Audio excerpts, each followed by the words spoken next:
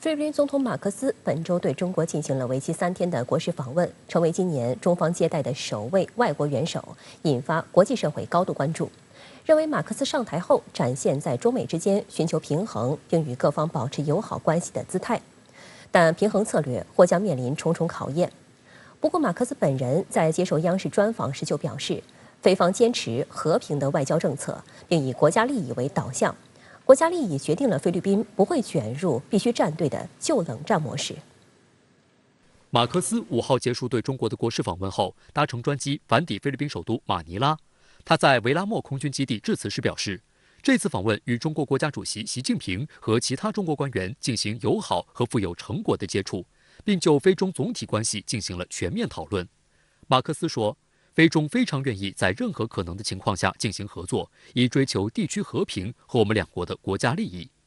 马克思此次对中国的国事访问是他就任后对中国的首访，中国也是他在东盟之外正式访问的首个国家。同时，这也是2023年伊始中方接待的首位外国领导人，双方对访问的重视程度由此可见一斑。访问期间，中菲发表联合声明，28项内容涵盖双边关系中多个关键领域，包括重启南海海上油气开发磋商，两国外交部建立涉海热线机制等。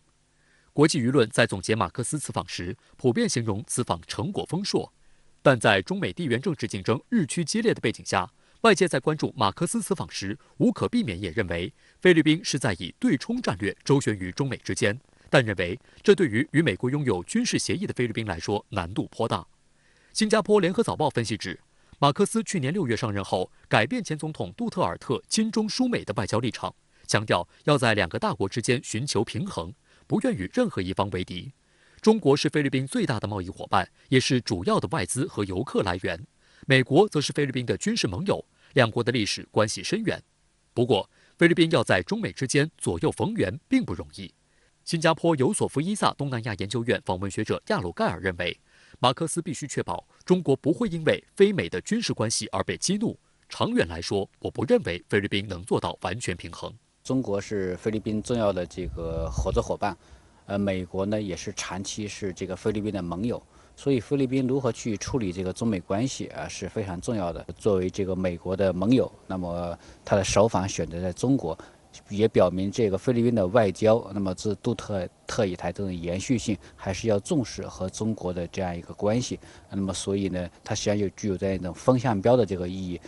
实际上，针对马克思新年访华，菲方在他行前就表示，将为未来5到6年的菲中关系定下基调。日前，马克思在接受央视专访时也表示，即使两国在南海的领土主张方面存在困难和分歧，中国和菲律宾还是好朋友。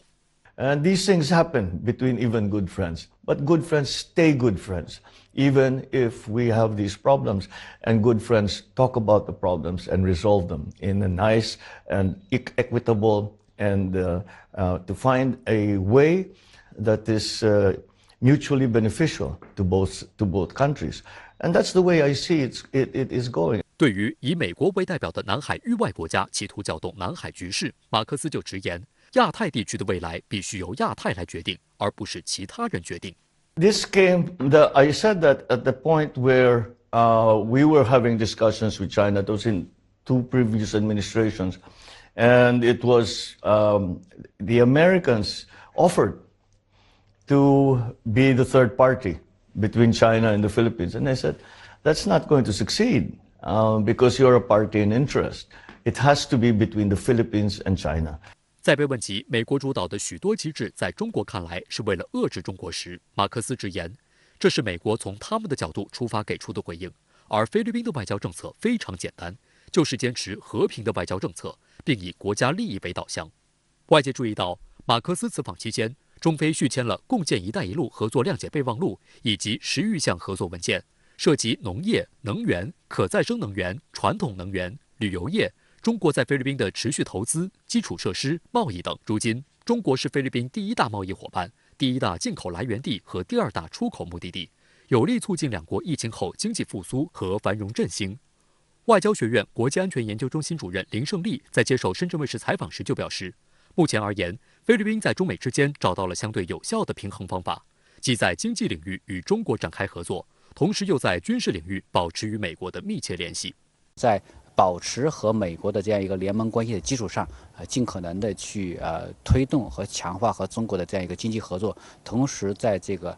安全问题上，不要去触碰一些敏感的话题。那么不要这个美菲强化以中国作为一个目标或者作为一个靶子，这样的话可能会中国也会理解，就是说毕竟这个美菲是一个传统的这样一个历史的这样一个联盟关系，那么也要就是注意到这个中菲合作的一个大局。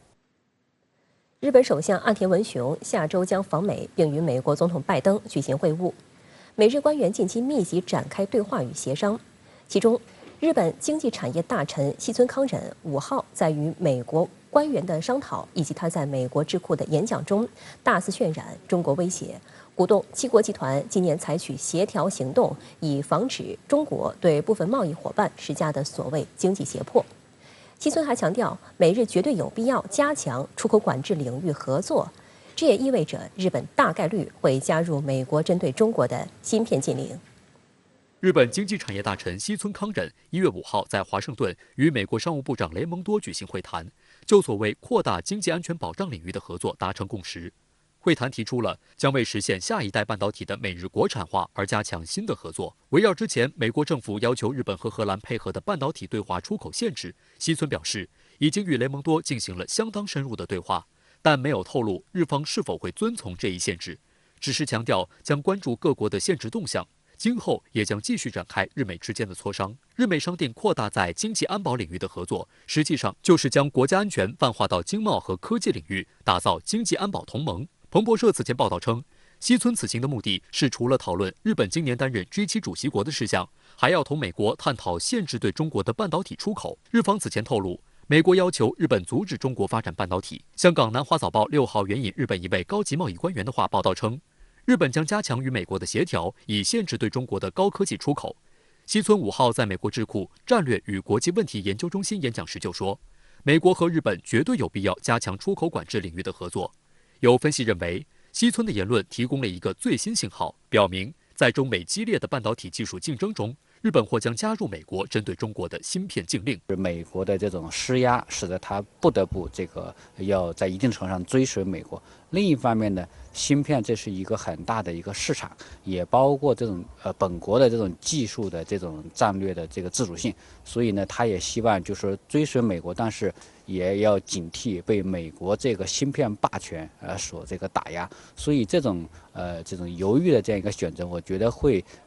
长期的影响这个日本对于这个加入美国这个芯片联盟的这样一个态度。西村康稔在演讲中还声称，西方在20多年前错误地认为，通过将中俄加入世界贸易组织来加深经济相互依存，无疑将为冷战结束后带来一个和平的世界。然而，自由贸易体系最终只会增加地缘政治风险，并放大了其威胁。与此同时，西村声称没有办法让时光倒流，而且完全的经济脱钩是不可能的。他敦促西方国家在出口管制、提高供应链弹性和能源安全等措施方面加强协调。西村6号还与美国贸易代表戴琪举行会晤，就供应链上的劳工标准问题签署成立新组织的谅解备忘录。日本读卖新闻报道称，该谅解备忘录会建立一个新的机构，目的是清除国际供应链中所谓人权侵犯因素。有分析认为，在美国的影响下，日本也在把安全因素灌输到经贸、制造业供应链、半导体产业和先进技术领域。此次拿所谓人权问题说事，美日就是要借抹黑新疆问题对华发起新的攻击。值得注意的是，美国总统国家安全事务助理沙利文6号接受美国全国公共广播电台采访时，被问到台海潜在冲突，却转而讨论起美国近年来为转移高端芯片产能的努力。他声称，芯片成为整个世界经济的基本动力，也是发展军事力量的核心。美国在过去2年通过对国内投资以及对中国芯片技术的限制，让美国的供应链更加安全。他还称，台湾问题上是存在一种冲突风险，但我相信通过负责任的管理，我们可以确保这种突发事件永远不会发生。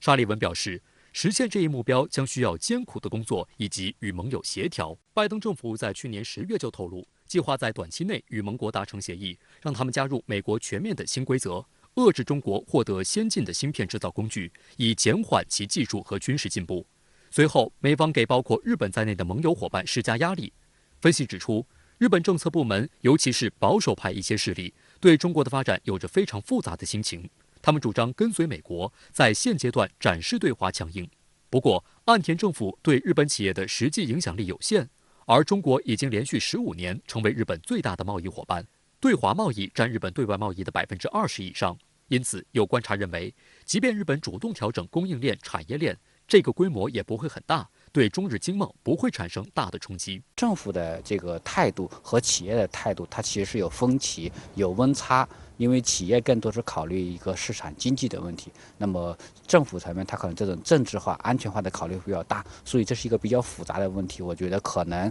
这个能不能加入有一个表面的一个情况，另外实际上这个合作到底有多大的一个程度，我们还是要看一看。环球时报社评分析认为，日本有时候有点让人看不懂。当华盛顿施压日本，要求他配合跟进对中国的遏制打压，日本感到为难是很正常的，在一些问题上也相对克制。但在有些问题上，日本又突然表现得很积极主动，甚至比华盛顿还激进。这种在国家战略上的不成熟、不稳定，使得日本难以实现他一直孜孜以求的政治大国目标，也让周边国家不放心。文章认为，现在有些日本人怀着恐惧感，好像中国强大后要收拾日本，因此妄想阻断、破坏中国发展。这是一个有着严重后果的误判，尤其值得日本社会警惕，避免出现欲言自证的最糟糕情形。相关话题来连线特约评论员刘和平。刘先生您好。美国总统国家安全事务助理沙利文最新表示，台湾问题上是存在一种冲突风险，但我相信通过负责任的管理，我们可以确保这种突发事件永远不会发生。对此您作何解读呢？拜登政府所制定的对华战略其实就是两条，一个是要跟中国展开激烈的竞争，二是要避免中美爆发冲突。这里的冲突显然指的就是台海战争。然而在这种情况下，作为美国总统国家安全事务助理的沙利文却表示，美国可以通过负责任的管理，确保台海战争永远不会发生。那么沙利文做出这一判断的信心与底气究竟从何而来？我个人认为，沙利文的所谓信心与底气，实际上是来自于拜登政府近2年来在政治、外交与军事层面的一系列令人眼花缭乱的布局。而从总体上面来说，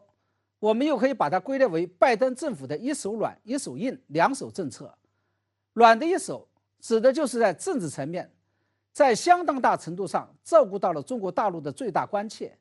也就是担心美国与蔡英文当局合谋推动台独，修正了特朗普与蓬佩奥执政时期在台湾问题上猛打猛冲的做法，不仅承诺会坚守美国版的一中政策，而且不再犹抱琵琶半遮面，明确提出了反对台独的主张。实事求是来说，由于中国大陆反分裂国家法已经明确界定了，中方只会在出现了台独的情况下，才会用非和平手段解决台湾问题。因此，美国的这一手的确是排除了台海开战的最大政治风险。硬的一手，这是企图以所谓的实力原则来阻吓中国大陆武统台湾，包括一个方面，在外交层面进一步强化美日美澳军事同盟，组建美英澳军事同盟，以及构建美日英澳四方安全对话机制等等。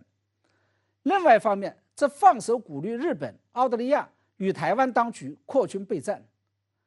拜登政府认为，在政治、外交与军事层面进行软硬2手布局之后，未来的台海局势将会在不独与不战2条红线之间维持现状。沙利文的所谓信心与底气，就来自于经过2年的谋划，拜登政府的这2条红线布局已经基本接近完成。至于美方一厢情愿的想法最终能否如愿以偿，我认为我们可以且行且观察。不过我想要提醒美方的是，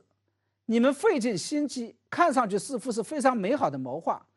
实际上是存在着2个巨大的盲点。其一是，你们企图让台海局势在不独与不战中永久维持现状，却没有考虑到中国政府与14亿中国人民坚定地推进国家统一的意志。其二是，由美方来布局的不独与不战这2条红线，其本质实际上是外部势力对台湾问题的介入，有违于中共在20大报告中确定的既要反对台独，又要反对外部势力干涉的政治主张。沙利文此次对台海局势的表态发生在美日领导人会晤前，两国还将在1月11号举行外长加防长的2+2会议。那么，您认为美日两国如此密集的外交互动的目的究竟是什么呢？我认为毫无疑问，最近几年来，尤其是拜登就任美国总统以来，美日两国在外交与军事层面进行密集互动的核心目的，其实就是针对中国，尤其是针对台海局势。而且从最近2、3年美日外交与军事互动的轨迹来看，他们实际上是采取了非常清晰的3步走战略。第一步就是进一步确定了要在外交层面深化甚至再造美日同盟，与在军事上构建美日攻守同盟的战略。第二步就是要将深化相关战略落实为两国的政策甚至是法律。第三步就是要将这些大战略、政策与法律落实为实际上的行动。那么从目前情势来看，美日两国的第一步与第二步计划基本上都已经实现了。2021年4月时任日本首相菅义伟访美与拜登总统共同发表的美日联合声明，下的就是第一步棋。而且在重申美国对日本协防与保护的义务之外，还特别强调了日本也肩负着保护美国的责任和义务。为此还着重指出，日本需要进一步强化自己的国防能力，也就是美日之间在安全上要实现互保。第二步就是美日各自将美日联合声明中达成的共识转化为了本国的外交与国防政策。为此，拜登政府于2022年中通过了新的国家安全保障战略，而日本也于同年底修改了自己的安保战略。而在走完了第一步与第二步棋之后，我们就可以非常清楚地知道，美日接下来举行外长加防长2+2会议，以及岸田即将访美会晤拜登，目的就是要着手下第三步棋，也就是要将这些大战略、政策与法律落实为实际上的行动，包括美日两国如何分配各自的进攻与防卫任务，如何部署美国的政府巡航导弹，以及美日如何进一步共享军事信息与情报等等。至于在台湾问题上，我认为美日两国在这次密集的外交互动之后，应该不会有出格的表态，而是会继续维持其坚持一个中国、反对台独的基本政策，以及做出维持台湾海峡和平稳定非常重要这种笼统的表态。但在实际行动上，他们一定会加紧备战，并企图以通过备战来达到所谓的避战的这样一个目的。好的，谢谢刘先生在线与我们分享您的观点，谢谢。在经历了4天多轮投票后，美国众议院共和党领袖麦卡锡终于在当地时间1月7号凌晨的第15轮投票中涉险过关，当选新任众议长。这也让他成为美国过去164年以来第一位如此难产的议长。而美国舆论普遍对麦卡锡为获得党内极右翼支持而做出的让步不乐观，认为这将使他成为史上最弱势议长，不仅无法弥合党内斗争，也没有办法平衡众议院民主共和两党，恐将给美国带来毁灭性的后果。与此同时，被称为反华急先锋的麦卡锡上任后，将对中美关系产生怎样的负面影响，也备受各方关注。The Honorable Kevin McCarthy of the state of California, having received a majority of the votes cast, is duly elected Speaker of the House of Representatives.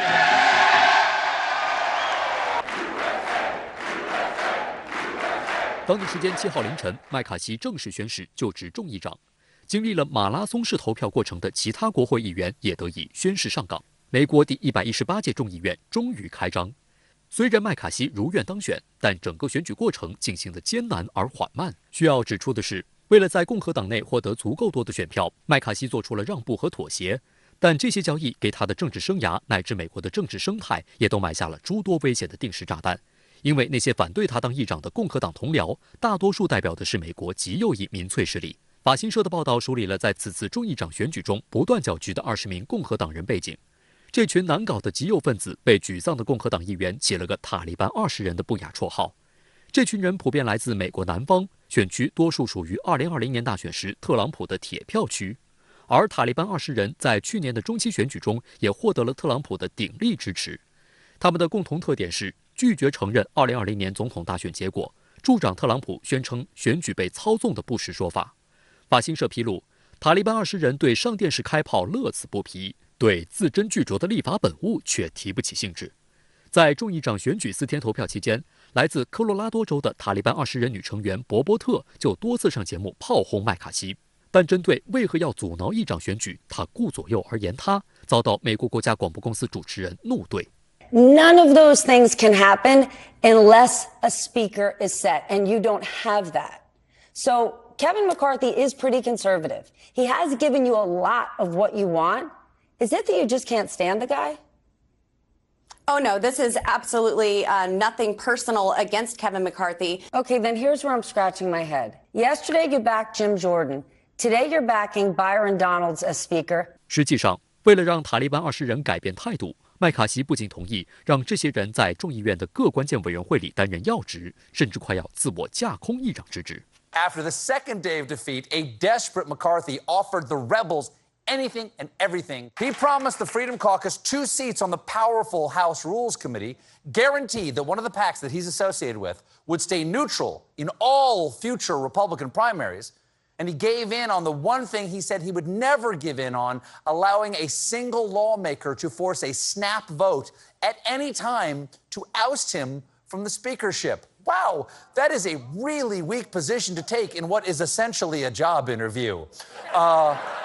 My greatest strength, probably that I'm so easy to fire. 美国有线电视新闻网披露，麦卡锡的让步还包括对包括平衡预算修正案、国会任期限制、边境安全在内的关键保守党法案进行投票，提高债务上限必须与削减开支相结合，赋予议员们在众议院提出更多修正案的能力，成立调查委员会来调查联邦政府的武器化等。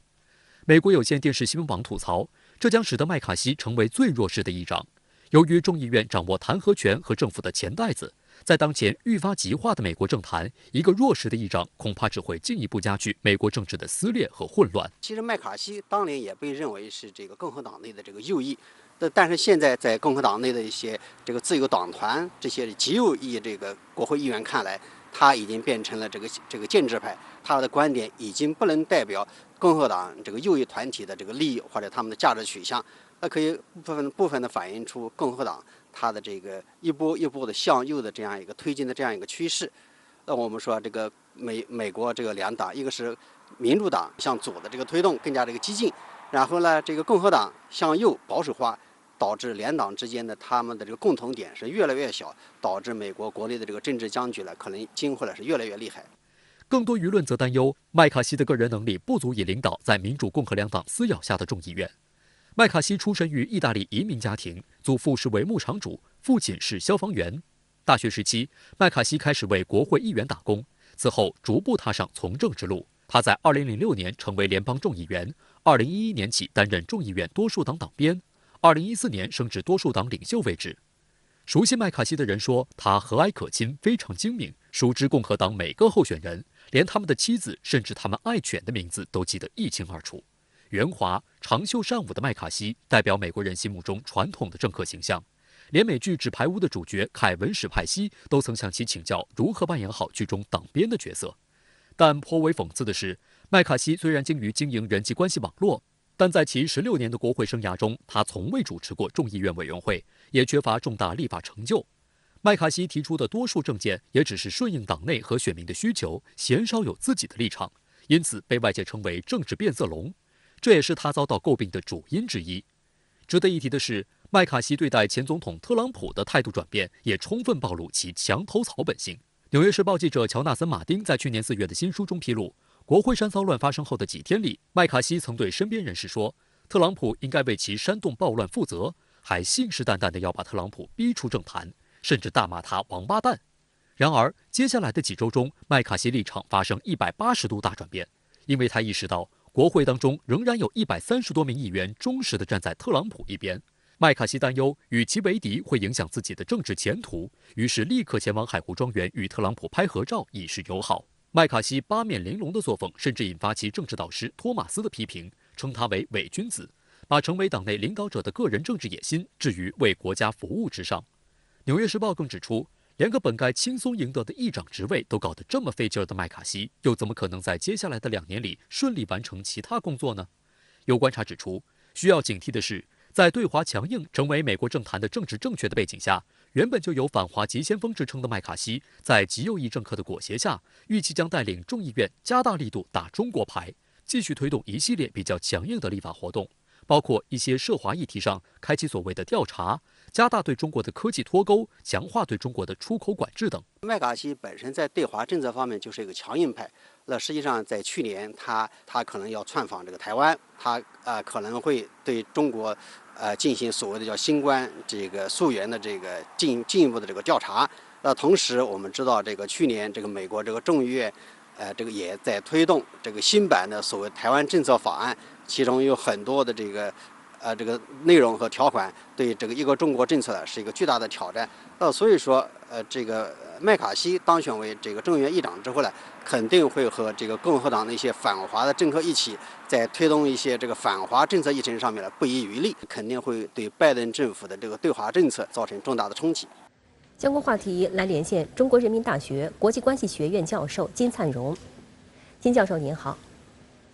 此次美国会众议长选举历时15轮，已经破纪录了。其中，美媒称共和党内一群极右派是阻挠自家人麦卡锡当选的元凶。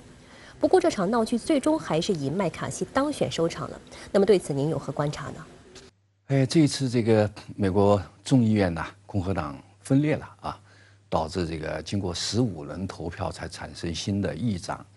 凯文·麦卡锡当选了，这是1923年以来，也是100年以来啊，再一次发生这个现象。它说明现在共和党的分裂很厉害，尤其是共和党的建制派和极右翼啊，现在分裂非常厉害。需要我们注意的就是这个共和党的分裂对他对外政策的影响。因为这个极右翼啊，人数不多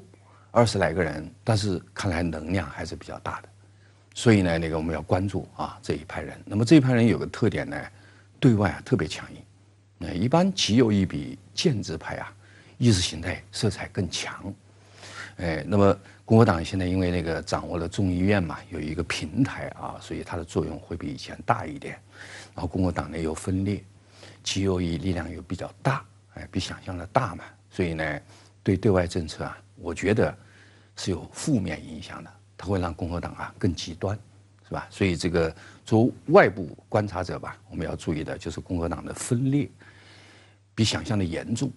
右翼比想象的影响大啊，因此要注意这个分裂对它的对外政策的影响。此次美国会众议长难产，正值国会山骚乱2周年之际，从过去这2年的发展情况来看，美国民主、共和两党分歧是否越发明显，政治极化加剧？那么对于美国内政治会产生什么影响呢？美国呢是一个典型的多党民主国家啊，当然跟有些欧洲国家不一样啊，它两党就特别突出啊。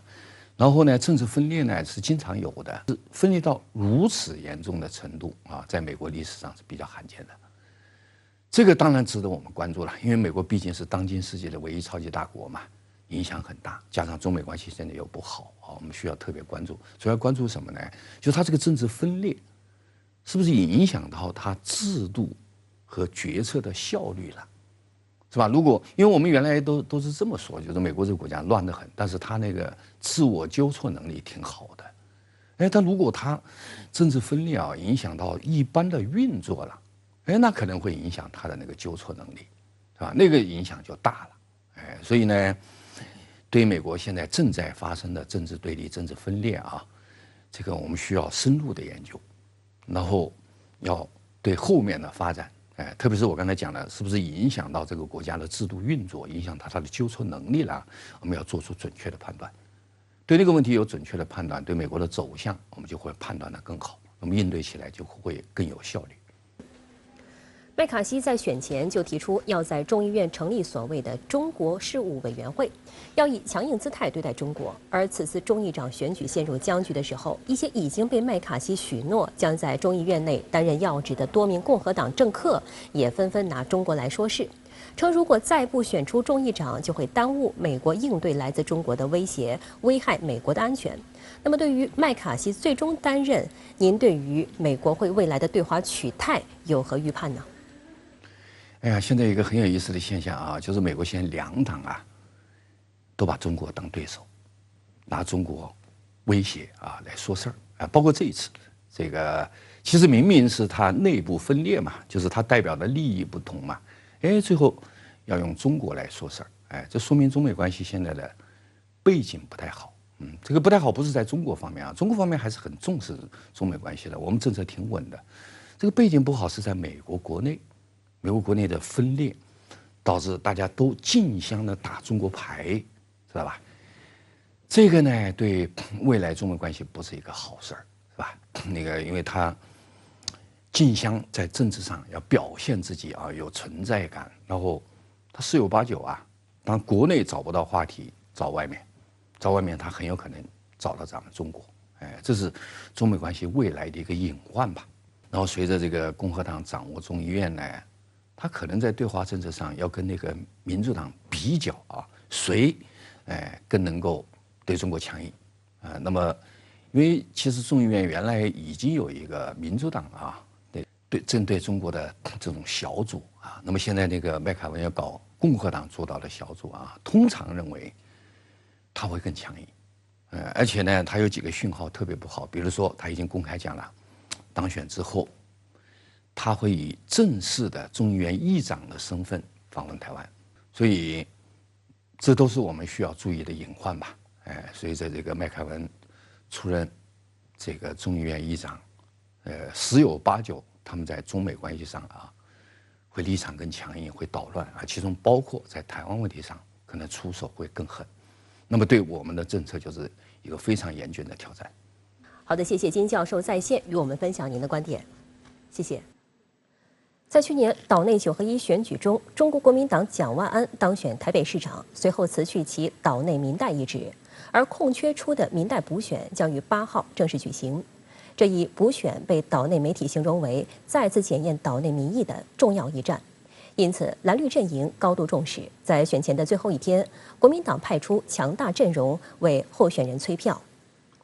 1月7号，民代补选倒数最后一天，中国国民党一大早就展开超规格动员。候选人王宏威在包括党主席朱立伦等约40名党公职人员的陪同下，分别在中山和北松山区域的8大路口全力推票，展现国民党大团结气势，希望8号的投票开出好结果。谢谢。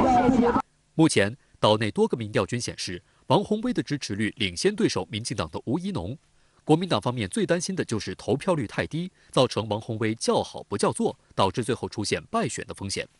大家支持我，但是没有出来投票，那大家都不希望看到遗憾的事情发生。除了白天上街催票，7号晚，马英九、朱立伦、赵少康、蒋万安等所谓蓝营8巨头还一同出席造势晚会，助力王宏威冲进台立法机构。有分析指出，国民党方面之所以全力支持王宏威，也是希望在9合1选举后乘胜追击，打赢这场被认为是再次检验岛内民意的重要一战。去年11月，嘉义市长选举因无党籍候选人黄少聪去世，改在9合1选举后的12月18号投票。结果，国民党籍市长黄敏惠以巨大优势碾压民进党候选人李俊毅，顺利连任。一旦王宏威胜选，将为国民党再下一城。这场补选对国民党如果说再赢的话，就是乘胜追击，大家变得会更有信心啊，尤其对这个明年的这样的一个所谓的大选这样啊，所以这场选举是真的一个很重要的一个测试，因为全台湾都没有选举，全部就集中在这一场的选举，所以这一场选举对双方的士气的消长是一个很重要的考验。王宏威人气如此之高，主要是因为他在去年岛内9合1选举中为国民党大获全胜立下了汗马功劳，甚至被视为最大功臣。王宏威先是爆料绿营桃园市长候选人林志坚论文抄袭，最后让民进党中央仓皇撤销提名。论文门不仅让绿营在桃园市选情生变，还让新竹市、台北市、基隆市等地受到重大打击。接下来，王宏威又杠上绿营侧翼周玉蔻，让很多台湾民众直呼很解气。此外，王宏威还撕破高雄市长陈其迈暖男的虚假人设，也让高雄蓝营士气为之一振。凭借揭发民进党丑闻，王宏威成为岛内最具人气的政治人物之一。王宏威是外省2代，祖籍天津，曾长期在媒体工作。2006年，王宏威转换跑道，代表新党参选台北市议员，并如愿当选。此后连选连任，得票数也一再飙升。2018年台北市议员选举，他获得台北市松山信义区第1高票。2014年，王宏威正式加入中国国民党，并长期出任该党的发言人。再加上他平时活跃于电视政论节目，让其成为岛内知名度最高的县市议员之一。不过，王宏威连任台北市议员后，虽然一度婉拒参加民代补选，但最终决定参选，也成为民进党对其打击的最大把柄。在7号上午的拉票过程中，就有民众当着王宏威的面大喊其是落跑议员。我们尊重多元的声音。面对绿营的穷追猛打，王宏威回应称，民进党的指控又是一出绿能你不能，完全就是双标行为。之前，民进党高嘉瑜、吴思瑶等人都是议员就职后又去选民代。他承诺，如果当选民代，只会为台北市民贡献服务更多，又何来落跑一说？去年的11月26号才选市议员选完，而且高票连任。那在一个月又10天之后，他却进来参加另外一场选举，王宏威会被解释为说贪心。这场选举有一个可能性就是投票率非常低。那民进党呢，如果他们默默的再重新聚集起来、团结起来的话，那对国民党来讲未必是有利的。相较王宏威，其对手吴怡农的选前之夜明显冷清不少。只有台行政机构负责人苏贞昌的女儿民代苏巧慧到场站台。我个人不会选择在工作日晚上再动员大家出来参加一场传统的选前的一个造势，也再一次凸显了这一次选举我们2个人之间的不同。一边是希望认真做事的，另外一边在最后一天持续着喷口水。民进党在9合1选举中大败后，不仅没有深刻检讨、认真倾听民意，反而各种丑闻和状况频出。台湾联合报此前的文章指出，岛内民众没有耐心等待民进党重整，若没有自省能力，继续与民意脱节，下一个失败很快就要来临。他们并没有看出问题的真正的症结，他们有一些政治人物出来讲，可是他们做出来的检讨里面，这些都不是重点。他们检讨年轻人没有出来投票如何，可是真正的原因、真正的症结，他们不愿意讲出来，因为讲出来的话，这个账一算都到蔡英文头上。